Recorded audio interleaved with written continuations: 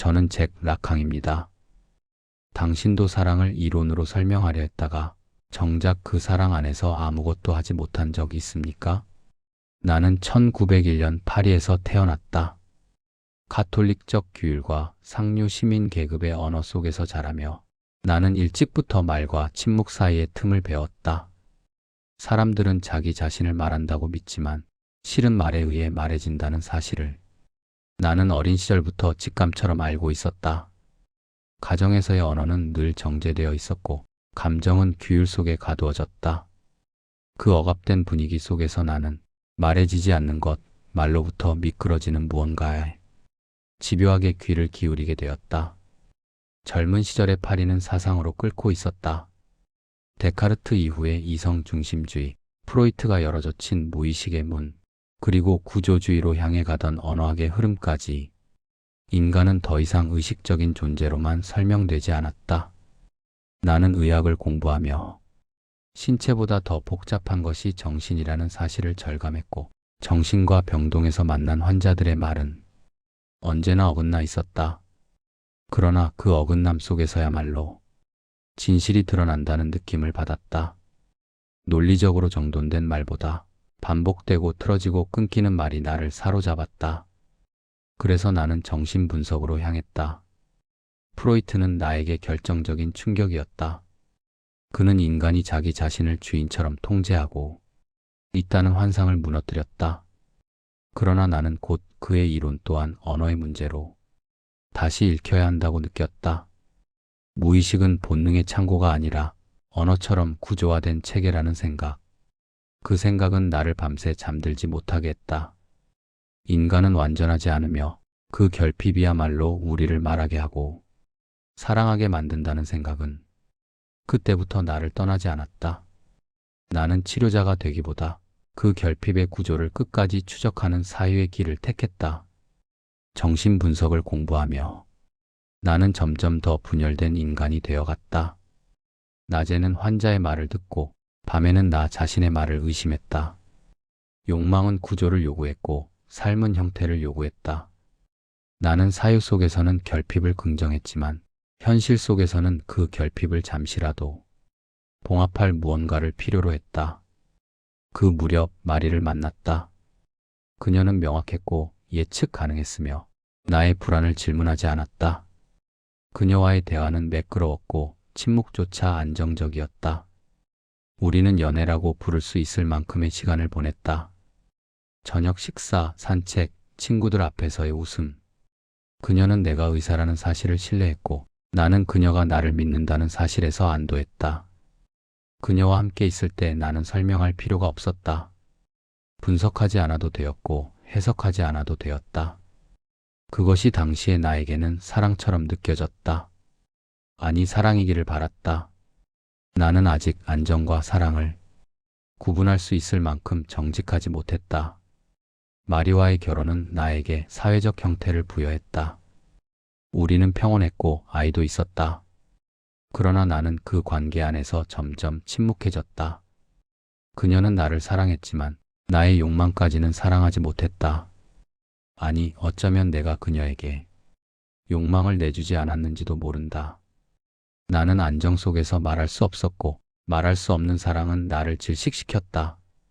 그 결혼은 실패라기보다 사랑이 아닌 관계가 얼마나 오래 지속될 수 있는지에 대한 증거였다. 지금에 와서야 나는 인정할 수 있다. 나는 마리를 사랑하려 했지만 그녀를 통해 나 자신을 안정시키려 했을 뿐이었다. 그녀는 나의 결핍을 마주하게 하는 여자가 아니라 잠시 덮어주는 여인이었다. 그리고 결핍을 덮는 사랑은 반드시 침묵으로 끝난다. 그 침묵 속에서 나는 다시 다른 욕망의 방향을 향해 고개를 들기 시작했다. 결혼 생활이 안정이라는 이름으로 굳어질수록 내 안에서는 설명할 수 없는 공허가 커져갔다. 나는 아버지도 남편도 의사도 되어가고 있었지만 정작 욕망하는 주체로서는 점점 사라지고 있었다. 환자들의 말을 들으며 나는 오히려 그들의 분열에서 생기를 느꼈다. 금지된 생각, 말해지지 않은 충동, 사회가 허락하지 않은 감정들. 그것들은 살아있었고 그래서 나를 매혹시켰다. 나는 그제야 깨달았다. 욕망은 허락된 곳에서는 숨을 거두고 금지된 곳에서만 맥박을 유지한다는 것을. 그 무렵부터 나는 이상한 방향으로 시선을 돌리기 시작했다. 이미 누군가의 사랑 안에 있는 사람들, 타인의 시선에 의해 규정된 존재들. 그들은 나에게 완결된 대상이 아니라 이미 욕망이 투사된 흔적을 지닌 존재처럼 보였다. 나는 그 흔적에 끌렸다. 그것은 경쟁심도 소유욕도 아니었다. 나는 그저 욕망이 어떻게 이동하고 어떻게 증폭되는지를 몸으로 알고 싶었다. 이론으로 설명하기 전에 나는 먼저 그 구조 안에 들어가 보고 싶었다. 나는 늘 타인의 시선에 민감했다. 누군가 이미 욕망하고 있는 대상, 누군가의 사랑 속에 놓인 존재의 마음이 끌렸다. 그것은 배신이라기보다 구조였다. 욕망은 결코 혼자 태어나지 않는다. 욕망은 언제나 이미 타인의 욕망을 통과한다. 실비아를 처음 보았을 때 나는 그녀가 누군가의 아내라는 사실을 알고 있었다. 그리고 그 사실이 나를 멈추게 하기보다 오히려 더 깊이 끌어당겼다는 것을 부정하지 않겠다. 지금 돌아보면 실비아는 갑작스러운 등장이라기보다 필연이었다.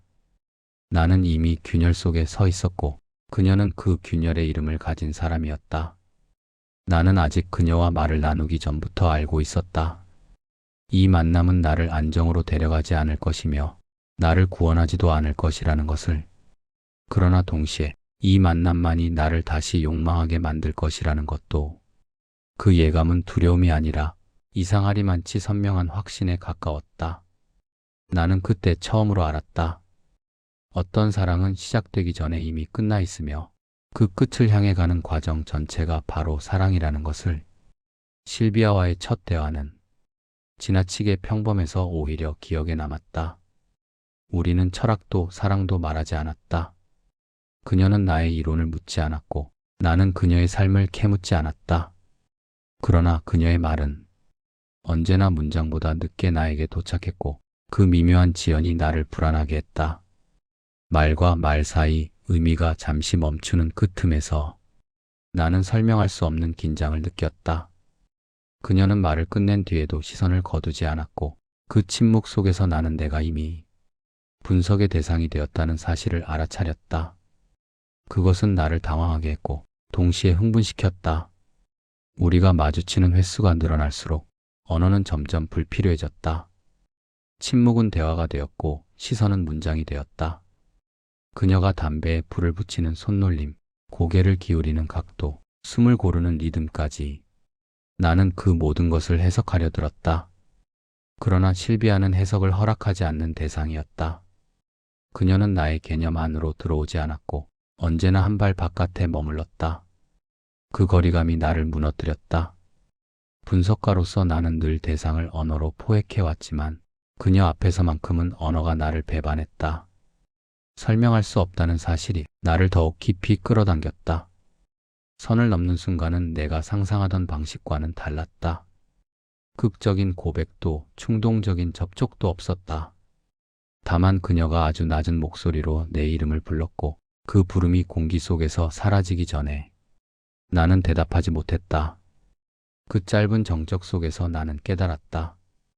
이 침묵을 유지한다면 나는 안전할 것이고 이 침묵을 깨뜨린다면 나는 돌이킬 수 없을 것이라는 사실을. 그리고 나는 늘 그래왔듯 안전이 아니라 균열을 선택했다. 그 순간 나는 윤리를 배반한 것이 아니라 내가 평생 사유해온 결핍의 자리 안으로 스스로를 밀어넣은 것이었다. 실비아는 나를 유혹하지 않았다. 그녀는 다만 나로 하여금 내가 얼마나 불완전한 존재인지 그리고 그 불완전함을 얼마나 갈망하고 있는지를 보게 했다. 그날 이후로 나는 더 이상 사랑을 말하는 이론가로만 존재할 수 없었다. 사랑은 개념이 아니라 사건이 되었고 나는 그 사건 속에서 서서히 다른 사람이 되어갔다. 그녀는 나의 삶에 답을 주지 않았다. 대신 나를 끝없이 질문하게 만드는 존재로 남았다. 그리고 나는 그 질문을 사랑이라 불렀다. 실비아의 사랑은 끊어지지 않았다. 그것은 폭발하지도 완성되지도 않은 채 오랫동안 지속되었다. 그녀는 요구하지 않았고 다그치지도 않았다. 다만 기다렸다. 그 기다림은 순종이 아니라 결단에 가까웠다. 그녀는 나의 삶에 들어오기를 선택한 것이 아니라 나의 지연 속에 머무르기를 선택한 사람이었다. 그 선택이 그녀를 강하게 만들었고 동시에 조금씩 무너뜨렸다. 나는 그 사실을 알면서도 끝내 멈추지 않았다. 나는 늘 한 발 늦었다. 오늘이 아니라 내일, 지금이 아니라 언젠가. 그 지연은 비겁함이 아니라 나 스스로에게 부여한 구조였다. 욕망은 충족되는 순간 사라지고 결핍 속에서만 유지된다는 나의 이론은 실비아와의 관계 안에서 너무나 정확하게 작동했다. 나는 이 사랑을 정당화하기 위해 끊임없이 사유했고 사유하기 위해 이 사랑을 미루었다. 그렇게 나는 사랑을 생각으로 연장했고 생각으로 사랑을 지연시켰다. 그러나 그 정당화는 중립적이지 않았다. 내가 이론으로 설명할수록 그녀의 삶은 점점 설명 바깥으로 밀려났다. 그녀의 기다림은 개념이 아니었고 구조도 아니었다. 그것은 하루하루의 체온이었고 약속되지 않은 시간들이었다. 나는 그것을 알면서도 그 고통을 하나의 필연으로 바꾸어 말했다. 사랑이란 원래 그렇다고, 욕망은 본래 잔인하다고.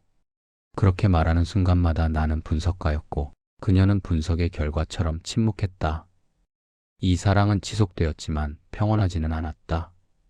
지속되었기에 더 아팠다. 그녀는 나를 기다리며 자신을 닳게 했고 나는 그녀를 지연시키며 나의 사유를 날카롭게 만들었다.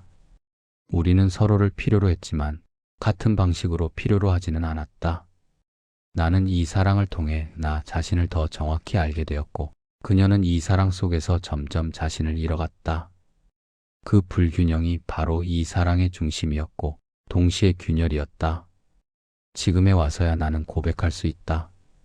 나는 실비아를 사랑했지만 그 사랑을 끝내 삶보다 이론에 가까운 자리에 두었다는 것을, 그리고 바로 그 선택이 이 사랑을 오래 살게 했고 동시에 되돌릴 수 없게 파괴했다는 것을. 우리는 어느 순간부터 불법이라는 상태에 익숙해졌다. 그것은 사건이 아니라 일상이 되었고 선택이 아니라 조건이 되었다. 실비아는 공식적인 자리에서 내 이름을 부를 수 없었고 나는 공적인 공간에서 그녀를 부재로 남겨두었다. 약속은 항상 비껴갔고 시간은 늘 나뉘어 있었다. 낮에 나는 학자였고 밤에 나는 연인이었지만 그 두 세계는 결코 만날 수 없었다. 그 분리는 점점 견고해졌고 마침내 우리 관계의 형태가 되었다. 시간이 흐르며 실비아는 사랑하는 여자가 아니라 존재하지만 드러나지 않는 사람이 되어갔다. 그녀는 나의 일정 사이에 배치되었고 나의 삶의 여백에 머물렀다. 그녀는 기다렸고 나는 돌아왔지만 그 만남은 언제나 임시적이었다. 그녀의 삶은 점점 나를 중심으로 회전했고 나는 그 사실을 알면서도 그것을 구조라고 불렀다.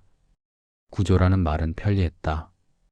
그것은 죄책감을 이론으로 바꾸어 주었고 잔혹함을 필연으로 위장해 주었다.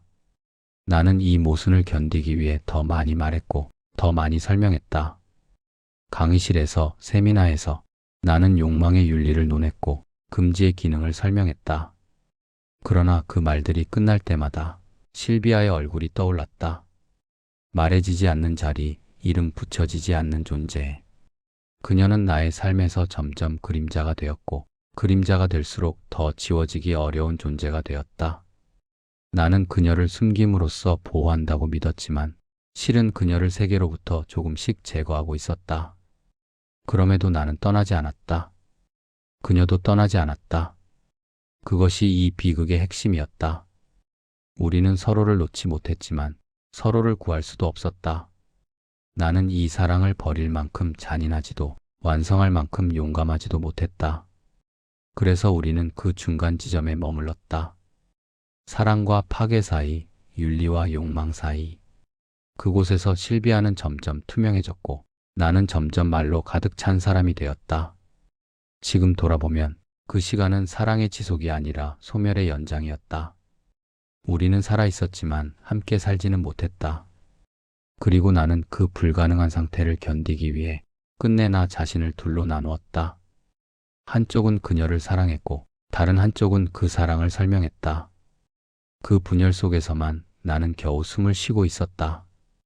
조르주 바타유의 죽음은 한 사람의 부재이자 우리 관계를 지탱하던 마지막 금지의 붕괴였다. 그가 살아있는 동안 실비아와 나 사이에는 언제나 넘어서는 안 되는 선이 명확히 존재했다. 그 선은 우리를 괴롭혔지만 동시에 우리를 긴장 속에 묶어두었다. 그의 죽음과 함께 그 선은 조용히 사라졌고 나는 처음으로 방해받지 않는 자유를 손에 넣었다. 그러나 그 자유는 해방이 아니라 예상보다 훨씬 빠른 공허로 다가왔다. 우리는 결혼했다. 오랫동안 미뤄졌던 이름을 마침내 얻었고 관계는 사회적으로 정당화되었다. 그러나 그 순간부터 나는 이상한 변화를 느꼈다. 그녀를 향한 시선에서 긴장이 빠져나갔고 욕망은 더 이상 나를 잠 못 이루게 하지 않았다. 결핍이 사라진 것이 아니라 결핍이 일상에 흡수된 것이었다. 그녀는 더 이상 가질 수 없는 대상이 아니었고 바로 그 사실이 나를 당황하게 했다. 나는 욕망이 아니라 습관 속에서 그녀를 바라보고 있었다. 실비아 역시 변화를 느꼈을 것이다. 오랫동안 기다려온 합법의 자리는 그녀에게도 완전한 안도를 주지는 못했다. 우리는 함께 있었지만 예전처럼 서로를 향해 기울어 있지는 않았다. 금지가 사라지자 우리를 연결하던 긴장의 실이 느슨해졌고 나는 그 느슨함을 회복할 방법을 알지 못했다. 분석가로서 나는 언제나 욕망의 소멸을 설명해 왔지만 그것을 살아내는 일은 전혀 다른 문제였다. 그제야 나는 깨달았다. 우리가 그토록 오래 지연시켜온 결혼은 사랑의 완성이 아니라 사랑의 다른 이름의 끝이었다는 것을. 욕망은 충족되어서 사라진 것이 아니라 더 이상 나를 질문하지 않게 되었기에 조용해진 것이었다. 나는 여전히 그녀를 사랑했다. 그러나 그 사랑은 더 이상 나를 찢어놓지 않았다. 나를 불안하게 하지도 밤새 사유하게 하지도 않았다. 그것은 삶의 한 부분이 되었고 바로 그 점에서 나는 처음으로 이 사랑의 소멸을 실감했다. 사랑은 잃어서 끝나는 것이 아니라 너무 늦게 얻었을 때 끝난다는 사실을 나는 그때 처음으로 알았다. 실비아의 사랑은 한 방향으로만 흘러오지 않았다. 처음 그녀의 사랑은 기다림이었고 그 기다림은 희망을 전제로 하고 있었다. 언젠가는 언젠가라는 말 속에 그녀는 자신의 시간을 넣어두었다. 그러나 시간이 흐르며 그 기다림은 점점 성격을 바꾸었다. 기대는 체념으로, 체념은 습관으로, 습관은 조용한 인내로 변해갔다. 그녀는 더 이상 나에게 묻지 않았고 묻지 않음으로써 나를 붙잡았다. 그것은 요구하지 않는 사랑이었고 그래서 더 깊은 상처를 남겼다. 나는 그 변화를 알고 있었다. 아니, 정확히 말하면 알고 있으면서도 보지 않으려 했다. 그녀의 침묵은 나의 사유를 방해하지 않았고 오히려 그것을 더 매끄럽게 만들었다. 나는 그녀의 삶이 어떻게 나를 중심으로 줄어들어 가는지를 보면서도 그것을 하나의 구조로 이해하려 했다. 그러나 지금에 와서야 인정한다. 그녀의 사랑은 구조가 아니었다. 그것은 한 인간이 다른 인간을 오래도록 선택한 결과였다. 노년에 접어든 나는 더 이상 욕망을 설명할 필요가 없게 되었다. 욕망은 이미 나를 떠났고 설명은 더 이상 나를 구하지 못했다. 그제야 실비아의 얼굴이 이론이 아니라 기억으로 돌아왔다. 기다리던 시간들, 이름 없는 자리들, 그림자처럼 머물렀던 날들. 그녀는 내 삶의 중심에 있으면서도 언제나 주변부에 놓여 있었다. 그 사실이 이제서야 나를 아프게 한다. 그래서 나는 이 사랑을 이렇게 정리하고 싶다. 실비아는 나를 완성하지 않았고 나는 그녀를 구원하지 못했다. 그러나 우리는 서로에게서 사랑이 얼마나 오래 지속될 수 있는지 그리고 얼마나 조용히 사람을 바꿀 수 있는지를 배웠다. 나는 사랑을 설명한 사람이었지만 실비아는 사랑을 살아낸 사람이었다. 그리고 그 차이가 이 사랑의 전부였다. 이 이야기가 누군가의 오래된 사랑을, 말하지 못했던 기다림을 조용히 떠올리게 했다면 구독과 좋아요로 함께 해주세요. 댓글에는 당신이 오래 붙들고 있었던 질문 하나 혹은 끝내 말하지 못했던 사랑의 이름을 남겨주셔도 좋겠습니다. 당신의 이야기도 여기서는 충분히 존중받을 수 있습니다. 오늘도 함께 읽어주셔서 고맙습니다.